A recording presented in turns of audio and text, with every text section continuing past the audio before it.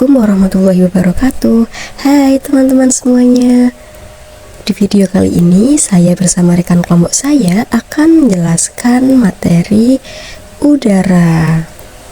Video ini dibuat untuk memenuhi tugas mata kuliah konsep IPA dasar. Sebelumnya, perkenalkan saya Meidiana Rizkiwati, nomor NIM 2401050232. Kemudian rekan saya. Perkenalkan, nama saya Esa Dwi Cahaya Putri dengan NIM 2401050240. Saya Hasna Imtiaz Hanifah dengan NIM 2401050242. Teman-teman tahu nggak sih apa itu udara? Nah, udara merupakan campuran gas yang mengelilingi bumi, salah satu sumber daya alam yang penting bagi kehidupan di bumi. Udara tersusun atas beberapa komponen, 78% nitrogen, 20,9% oksigen, 0,03% karbon dioksida, dan sisanya adalah gas-gas seperti helium, xenon, krypton. Kemudian partikel-partikel kecil yang disebut aerosol seperti asap dan debu, ozon, dan garam-garaman. Udara memiliki beberapa sifat. Yang pertama, udara tidak berbau, tidak berwarna, dan tidak berasa. Contohnya di ruangan ini kita tidak dapat melihat udara karena udara tidak dapat dikenali dengan warna dan baunya. Yang kedua, udara memiliki massa dan memiliki berat. Ketiga, udara menempati ruang. Keempat, udara dapat ditekan. Dan kelima, udara dapat bergerak. Udara yang bergerak disebut dengan angin. Contohnya, saat kipas ini digerakkan, wajah akan terasa sejuk karena dihasilkan angin dari kipas. Fungsi udara sendiri udah banyak sekali ya teman-teman. Yang pertama adalah sebagai sumber oksigen. Oksigen yang dibutuhkan oleh seluruh makhluk hidup di bumi, seperti hewan, tumbuhan, dan juga manusia. Yang kedua adalah sebagai penyejuk. Yang ketiga adalah penyerap radiasi sinar matahari, di mana lapisan udara akan menyelubungi bumi yang berfungsi untuk menyaring radiasi ultraviolet dan juga benda-benda luar angkasa yang jatuh ke bumi. Yang ketiga adalah pembangkit listrik. Di negara Belanda sendiri sudah banyak sekali pembangkit listrik tenaga udara, yaitu berupa kincir angin. Yang kelima adalah penyerapan spora. Kemudian yang keenam ada pengolahan makanan. Pengolahan makanan itu biasanya digunakan untuk pengeringan ikan asin, pembuatan sale pisang, dan lain sebagainya. Lalu yang ketujuh adalah pemanfaatan energi. Pemanfaatan energi sendiri itu biasanya digunakan oleh nelayan untuk perahu layar. Yang kedelapan adalah mendukung penyerbukan bunga.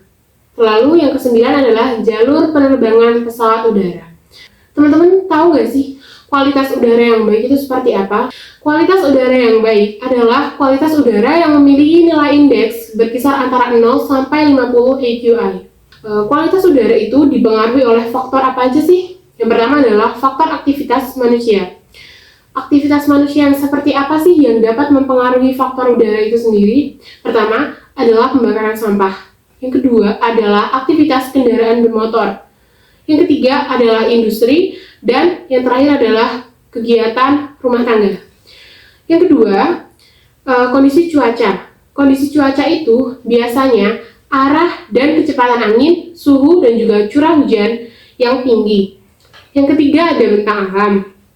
Lalu, yang keempat ada inversi suhu. Inversi suhu dapat terjadi ketika udara hangat berada di atas udara yang lebih dingin di atas tanah. Yang kelima adalah hujan. Hujan dapat membantu mendorong partikel polusi jatuh ke permukaan bumi. Oke, selanjutnya ada faktor penyebab pencemaran udara.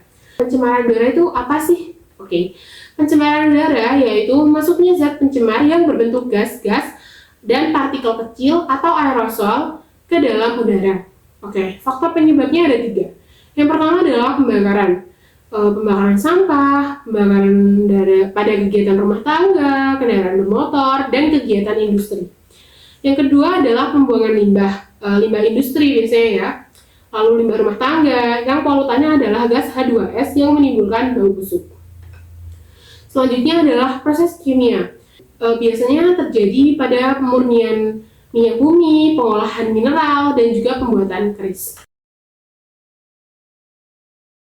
Dampak pencemaran udara yang pertama yaitu penipisan lapisan ozon. Yang kedua adalah pemanasan global, dan yang ketiga adalah terserangnya penyakit pernapasan seperti paru-paru atau penyakit yang lain.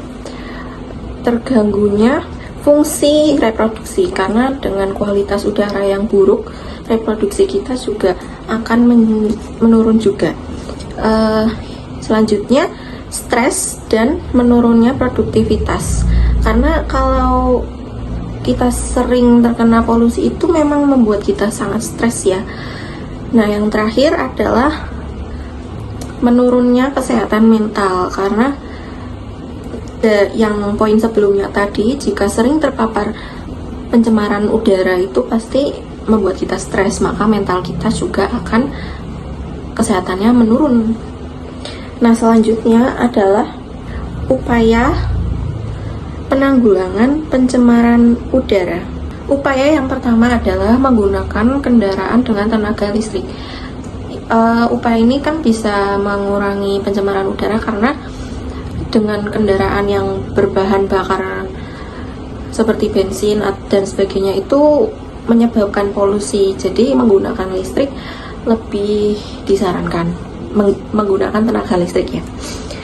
Yang kedua adalah menggunakan kendaraan umum. Nah, kalau kita tidak bisa membeli kendaraan dengan tenaga listrik, kita bisa menggunakan kendaraan umum, karena kan semakin sedikit maka polusinya juga akan berkurang kalau orang-orang makin banyak menggunakan kendaraan umum.